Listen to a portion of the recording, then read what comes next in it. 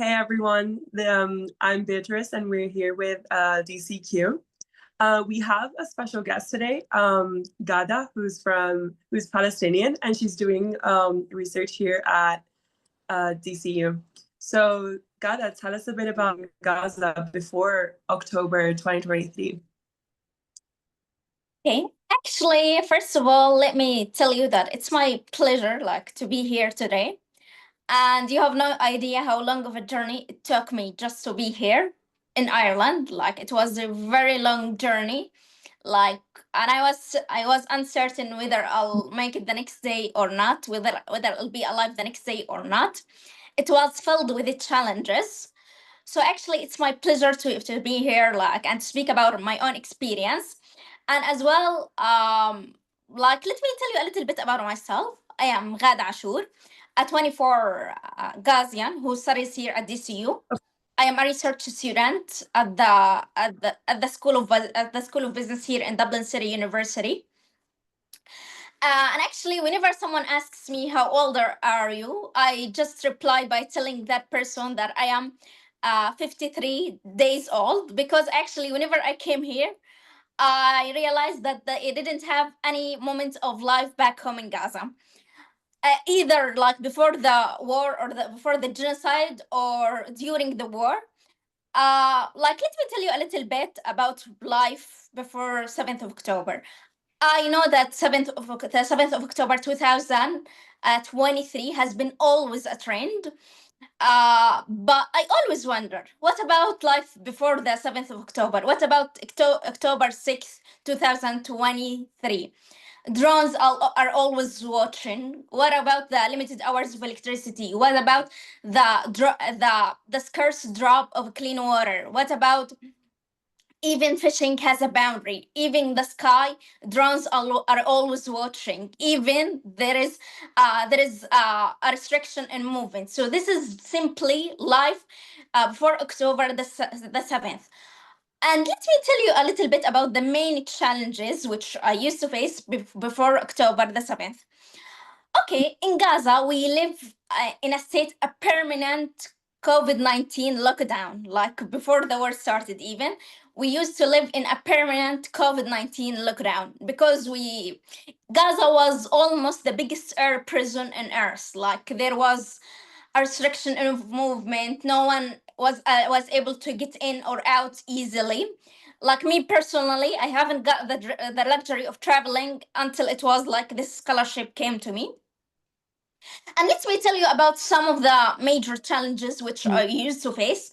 Some of them, there was lack of electricity, there was COVID-19 lockdown, there was always either or escalation, lack of job opportunities. And if you want me to clarify a little bit about those points, if we're gonna talk about electricity, like me personally, I used to study online. Sometimes I used to study online fully. My semesters were fully online.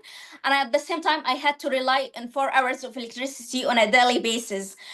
If we're going to talk about the period of COVID-19, I believe that the whole world was struck with the lockdown and quarantines and those things. But for Gazians, it was very normal.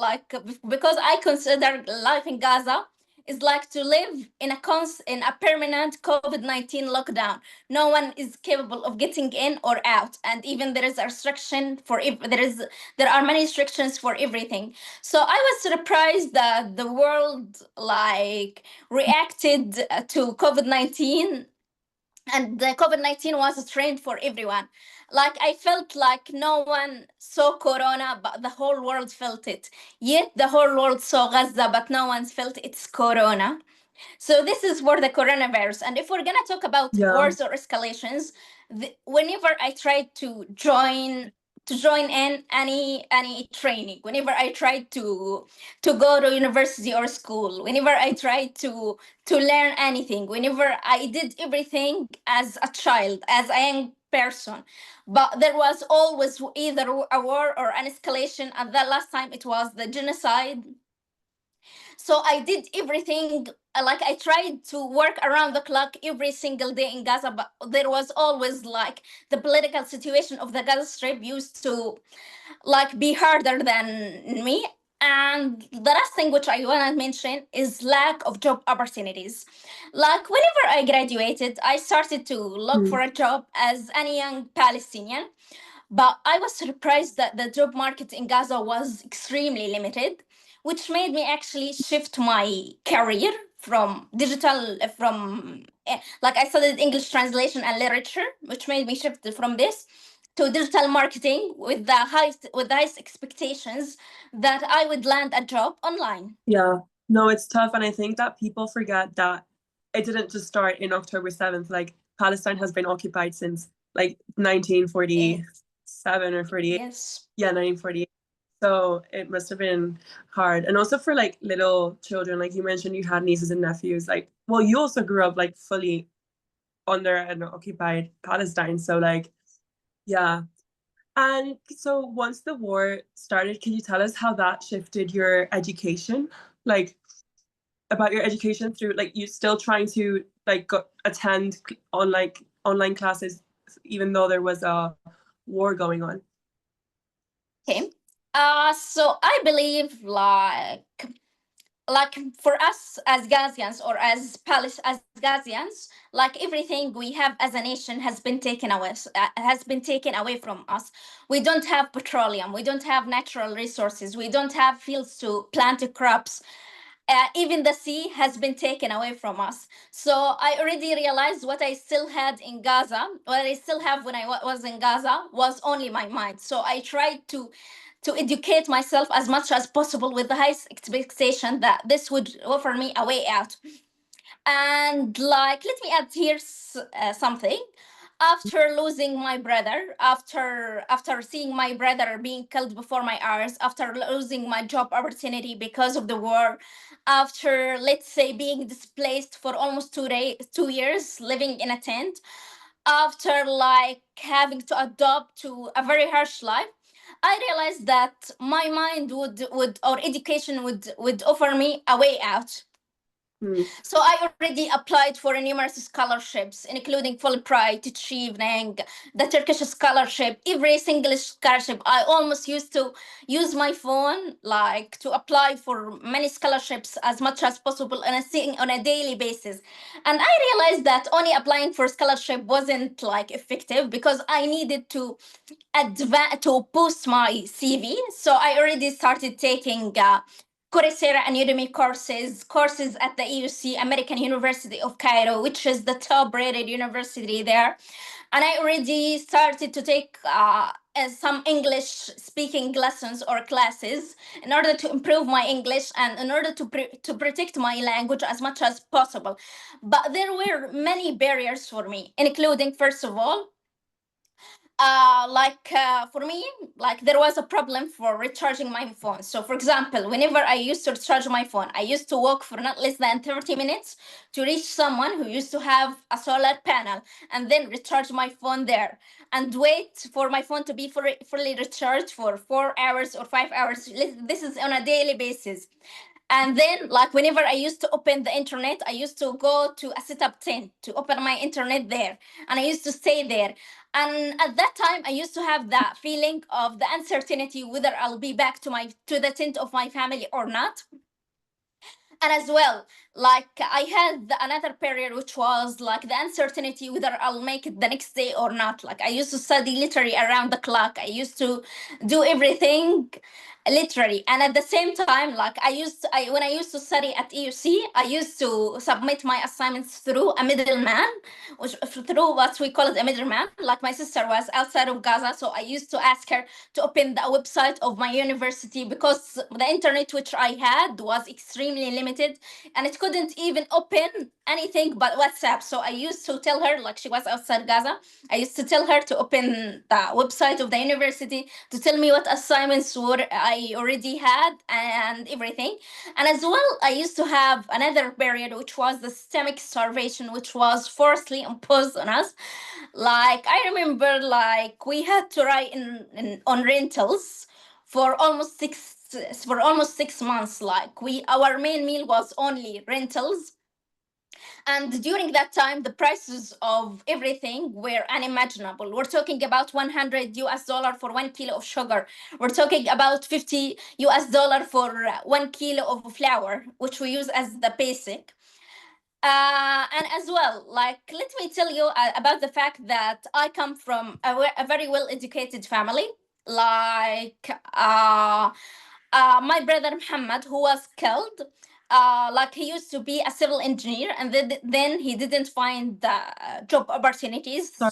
And for my brother Muhammad, who was killed during this war, like, he was a civil engineer, and then he couldn't find good job opportunities in Gaza, so he shifted himself. He studied for 5 years of civil engineering, and then he shifted himself to accounting.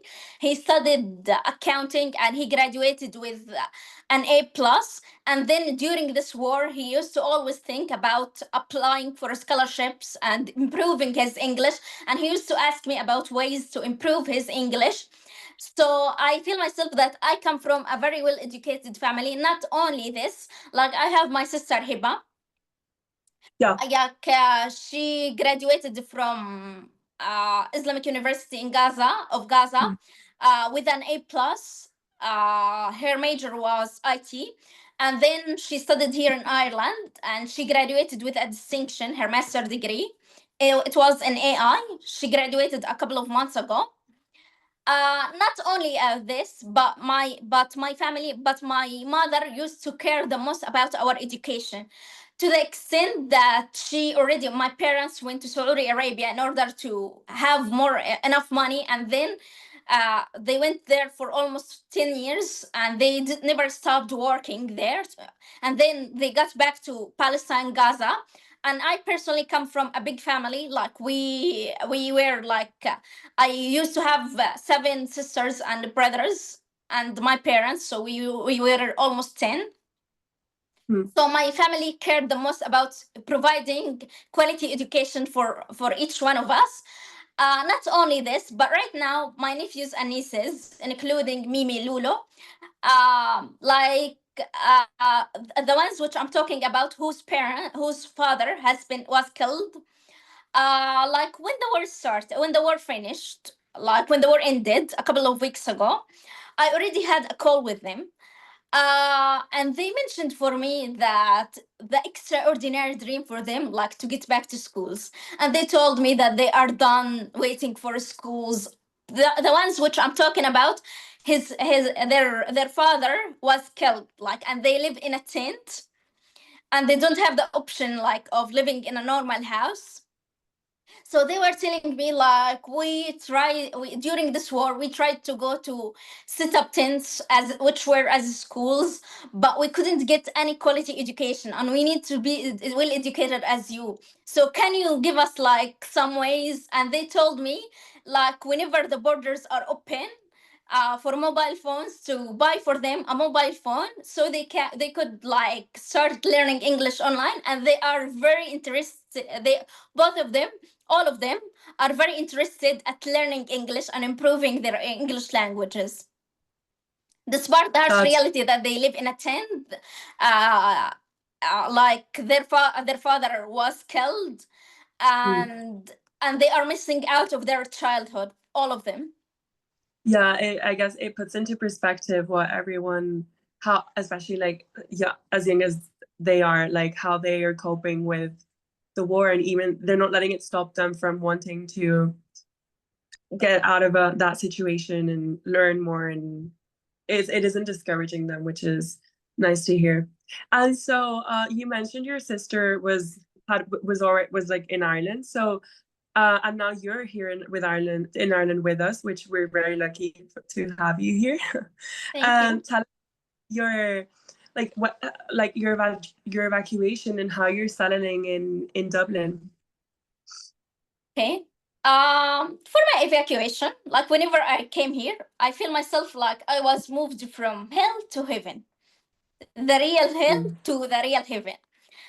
And this is why whenever someone asks me how old are you, I don't say that I am 24 years old. I say that I am 53 days old, because I feel myself like I started my real life here in Ireland. Like, I felt like I never had a moment of life back home in Gaza. It was filled with both wars, escalations. And whenever I was evacuated from Gaza, then to the occupied territories of Palestine, which is known right now as Israel, then to Jordan, then to Istanbul airport, and then to and then to Ireland, and then to a hospital here. So the journey took me maybe 6 days to be here. And whenever I came here, like when I saw bananas for the very first time, I almost screamed. Like I managed to see fresh foods and fresh vegetables, and whenever I met my friends, I almost as well screamed because I didn't have to say to them goodbye as it was the last time. Because whenever I used to meet my friends back home in Gaza, we didn't know whether we'll make it the next day or not. So whenever we used to say goodbye to each other, it's like it felt like it was the last time for us to see each other. It was whenever I came here, it was the very first time for me to sleep in a real bed. It was the very first time for me to recharge my phone like freely and easily without the harsh reality of having to go here and there to recharge it. It was the very first time for me to drink clean water, not contaminated water. It was the very first time for me to eat good food. It was the very first time for me to take a shower. Like it was the very first time for me to meet people without the harsh reality of being attacked within any minute. It was the very first time for me to drink cold waters. I just realized whenever I came here, like how lucky people here, but they never realized how Yeah. like yeah, and as well, like I love Irish people. Like whenever they are very supportive, whenever you speak to them, they are very, very, very supportive. So generally, you feel yourself. I feel myself that I am in being involved in a community which takes care of me. And as well, like whenever I walk here and there, I just find like I whenever I walk here and there, I just find a Palestinian flag here, a Palestinian flag there. So I feel myself I'm kind of in my home. And as well like Mm. and as well like when I was inside of Gaza, like I'm going to tell you a little bit about my life here and there. When I was inside Yeah. Gaza, I used to always wonder what will kill me first. Is it a rocket, starvation, or even grief? While I am here outside Gaza, watching everything from a distance, I always wonder how is this the same world? Here, people travel over the world, ordering coffee, sending their children to school, and I personally don't tell you this to guilt trip anyone, but what I'm really asking everyone who's going to watch is to pause and reflect and thank God for all the privileges which we have here in Ireland. And I'm 100% sure that my normal day here in Ireland is a Gaussian extraordinary dream because we are being surrounded by all the privileges which we don't realize. Mm. Yeah, I think that like it's really nice that they show support because some countries are very anti, well, they don't show as much support as Ireland does with Palestine. So I'm glad that you do find community in Ireland. But we definitely can't even begin to imagine what it would be like to live in a war-torn place. So we're definitely more privileged than we think of. And so thinking of like with the news of the ceasefire that they announced this past month, like have you like what are your short term and long term views on it, for example? We are praying that it would hold forever. We are praying.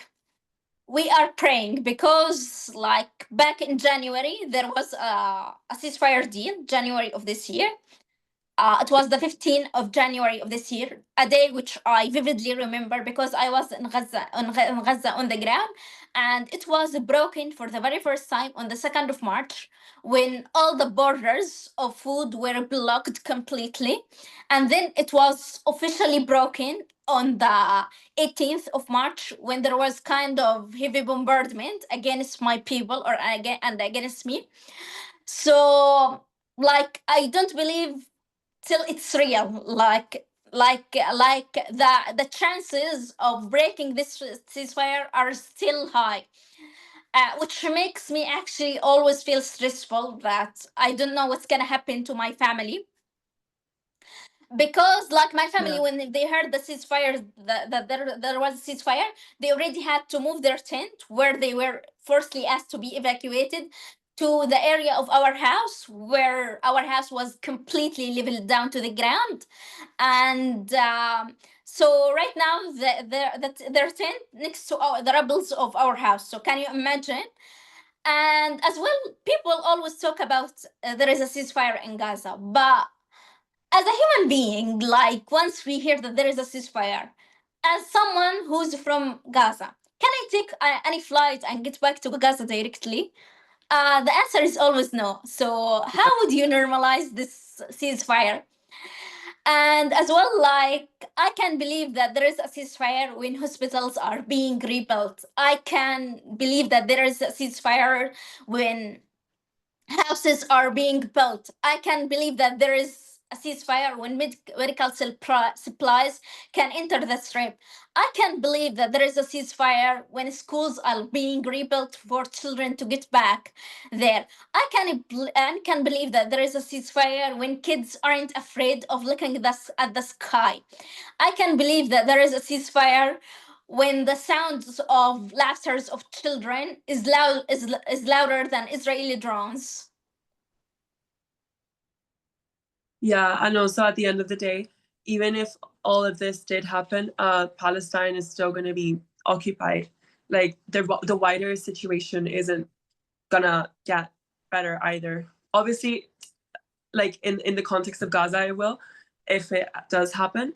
But yeah, like there's still Palestinians in the West Bank. There's other Palestinians. So yeah, we'll see how this might change even the wider occupation as well. So I really wish it is a true ceasefire and that we see Gaza being rebuilt. And I wish your family like the best of luck because they're still in the Gaza Strip. And it was nice having you here and talk about the realities. Like I think it's something that we're not always lucky to hear, you know, firsthand. Yes. Thank you very much for interviewing me and asking me to be here. It's been my pleasure, literally. Thank you very much for everything.